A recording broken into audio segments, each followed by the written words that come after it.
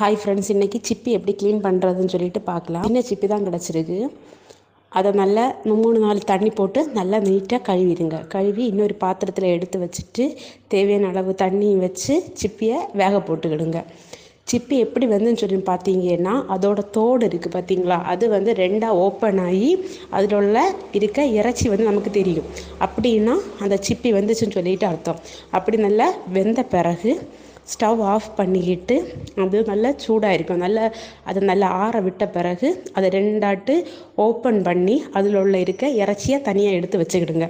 2ஆவது அந்த இறைச்சி எடுத்துட்டு உள்ளே வந்து ஒரு முடி மாதிரி இருக்கும், அதையும் ரிமூவ் பண்ணிவிட்டு அதுக்கு பேக்கில் ஒரு கருப்பு கலரில் வேஸ்ட் இருக்கும், அதை எடுத்தீங்கன்னா சிப்பி வந்து நல்லா நீட்டாக க்ளீன் ஆகிடும். இதை நம்ம 2-3 தண்ணி போட்டு நல்லா நீட்டாக க்ளீன் பண்ணிக்கிடுங்க. தண்ணி போட்டு அலசினீங்கன்னா தான் அதுக்கு உள்ளே இருக்க மண் வேஸ்ட்டு எல்லாமே நல்லா நீட்டாக